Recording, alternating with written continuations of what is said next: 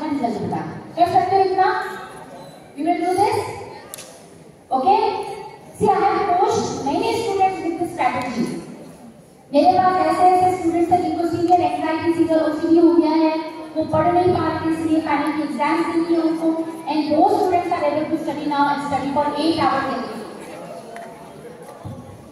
Okay, everyone? So now if you have any questions, you can ask me. I am open for the questions now, parents and teachers. If you have questions, please ask.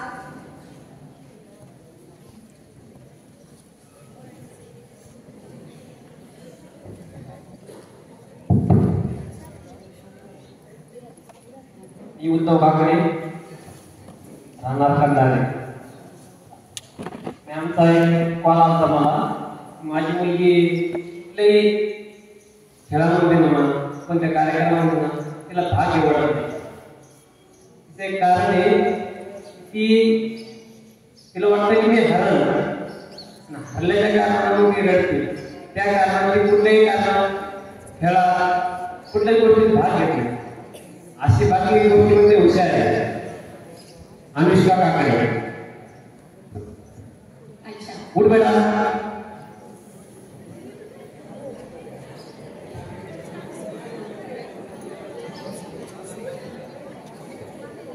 सबसे पहले तो बहुत लोगों को fear of failure होता है. बहुत खूप जणांना फियर ऑफ फेलियर असते. हे फक्त त्या मुलीला नाही, मला पण होता, सगळ्यांना असतं फियर ऑफ फेलियर. पण त्याच्यामुळे जर तुम्ही बार जर आपण त्या मुलाला म्हणतो की पार्टिसिपेट कर, त्याच्यावर अजून जास्त ते प्रेशर बिल्डअप होतं. मग हे कसं आपल्याला मुलामध्ये घडवायचंय, त्याला कसं पार्टिसिपेट करायचं शिकवायचंय, त्याला सारखं कॉम्पिटिशन मध्ये करण्याऐवजी विदाऊट कॉम्पिटिशन मध्ये, जिथे कॉम्पिटिशन नाही तिथे खेळायला लावा. नेहमी कॉम्पिटिशन मध्ये पार्टिसिपेट करायची आवश्यकता नसते. एकदा, दोनदा, चारदा जेव्हा ते पार्टिसिपेट करेल त्याला कॉन्फिडन्स येईल, मला येतं, मग तो कॉम्पिटिशन मध्ये जाऊ शकतो.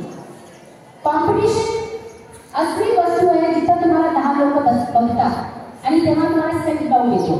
खूप लहान वयामध्ये जर सेल्फ डाऊट आला तर पुढे जाऊन आपण खूप सारी गोष्टी करू शकत नाही. तर त्याच्यामुळं आपल्याला हळूहळू इंट्रोड्यूस करायचे. तर सारखं कॉम्पिटिशन मध्ये पार्टिसिपेट करायला लावू नका, फक्त खेळण्यामध्ये पार्टिसिपेट करायला लावा. काय म्हणायचं तू? कॉम्पिटिशन आहे फक्त तुझ्या आनंदासाठी कर. सर्वात अगोदर आनंदासाठी करायचं शिकवायला पाहिजे, नंतर कॉम्पिटिशन येतात. तर फर्स्ट थिंग इज इंटिग्रेट करायची, म्हणजे तू कर. कॉम्पिटिशन मध्ये नाही राहायचं, आपल्याला फक्त खेळायला जायचं. कॉम्पिटिशन आहे हे कॉम्पिटिशन नावच घालू आणि परत त्याला येत नाही, करत नाही, होत नाही हे बोलण्यापेक्षा ती करायची शिकतीये.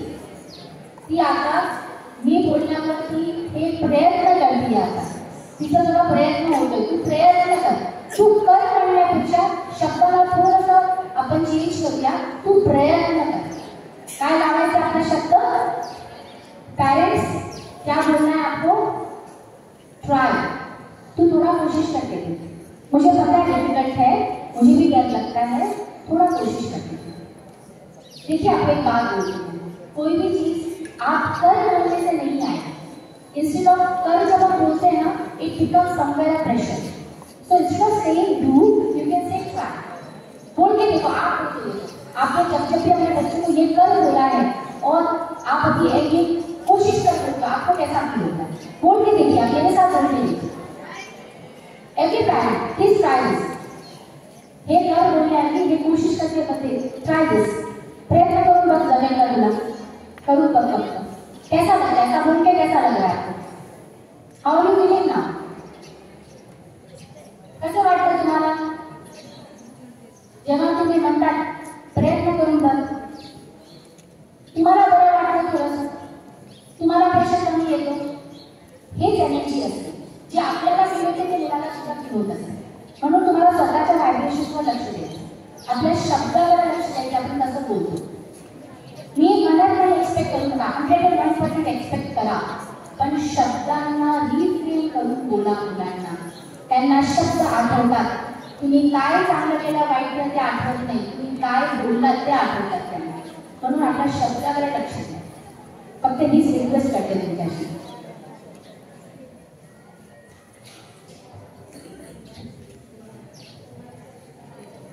माझं नाव नारायण नालावडे, मी जिल्हा परिषद शिक्षक आहे मॅडम. माझा एक प्रश्न आहे असा की प्रत्येक शिक्षक किंवा बरेचसे शिक्षक वर्गात जाऊन आपापला पोर्शन पूर्ण करतात. तर मला एक म्हणायचं आहे की त्या विद्यार्थ्याची मानसिकता तो पोर्शन त्याचं अध्ययन करण्याची क्षमता आहे का, तो जो शिक्षक शिकवतोय तो समजून घेण्याची क्षमता आहे का, हे करण्यासाठी आता वर्गामध्ये वेगवेगळे पातळी मुलं असतात, वेगवेगळ्या बुद्धिमत्तेची मुलं असतात.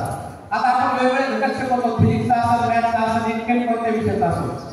शिक्षक काय करतात किंवा मी पण माझं स्वतःहून सांगतो की वर्गात जाऊन आपण आपला पोर्शन संपवतो, एक आपलं उद्दिष्ट पूर्ण करतो. मला एक म्हणायचं आहे त्या विद्यार्थ्याची मानसिकता समजून घेण्यासाठी त्या विद्यार्थ्याला तळागाळापर्यंत वर्गामध्ये जेवढे विद्यार्थी आहेत त्या सर्व विद्यार्थ्यांना घटक समजला पाहिजे.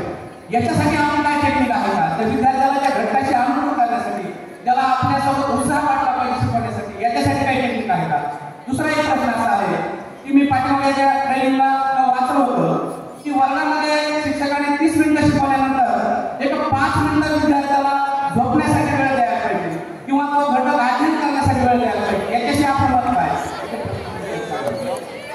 Thank you sir. सर्वात पहिला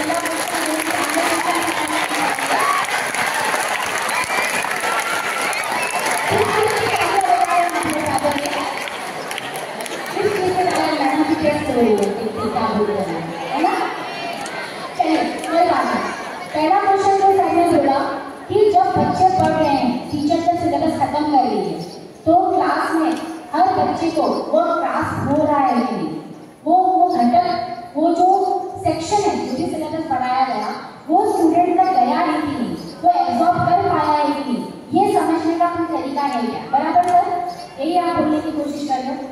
चलिए, अच्छा हुआ आपने क्वेश्चन पूछा और इस क्वेश्चन के माध्यम से इसका आंसर करने के लिए सबसे पहले मैं एलिजिबल हूँ ये अभी अभी मुझे पता चला, क्योंकि भायेकर सर और कासर सर हैं लर्निंग स्टैटिस्टिक्स, लर्निंग एनालिटिक्स, जो लर्निंग एनालिटिक्स प्रोग्राम है वो इस स्कूल में चल रहा है, जिससे इनका जो काम मुझे समझना है, जो एक बहुत इंपॉर्टेंट लर्निंग स्टैटिस्टिक्स है जो बड़े बड़े इंस्टीट्यूट में एलएन जैसे जो टॉप के कोचिंग इंस्टीट्यूट में वहाँ पे चलता है, वो यहाँ पे सर चला रहे हैं लर्निंग एनालिटिक्स.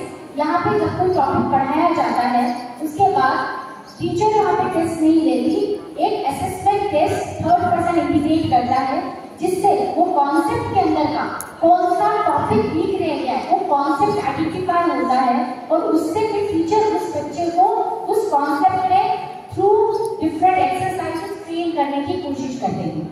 तो जो आपने क्वेश्चन पूछा था की हे शिक्षक म्हणजे सिलेबस कंप्लीट करताना मुलांना ते समजते की नाही, प्रत्येक घटकापर्यंत ते जाते की नाही, हे लक्षात कसं घ्यावं. तसेच एक टेक्नॉलॉजी माझी मराठी चांगली नाही आहे तर मला थोडं हेल्प करा.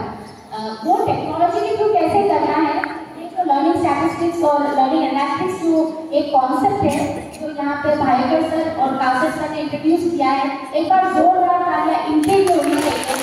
बिकॉज चालू का प्लेस पे टेक्नोलॉजी को एजुकेशन में इंटीग्रेट करने का काम ये कर रहे हैं.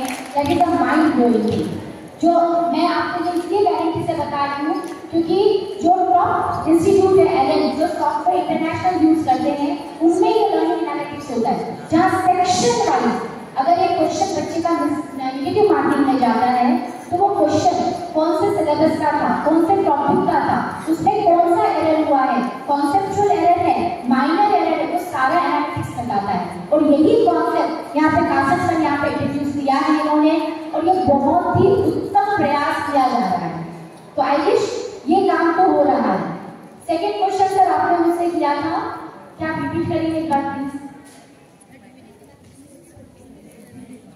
वर्गामध्ये एखादा घटक शिकवल्यानंतर 30 मिनिटं शिकवल्यानंतर 5 मिनिटं विद्यार्थ्याला त्यांना म्हणजे झोप घेण्याचं असं म्हणत नाही की त्यांनी तो कॉन्सन्ट्रेशन केला पाहिजे. त्यासाठी त्यांना वामपक्षी नावाचा एक प्रकार मी वाचला होता.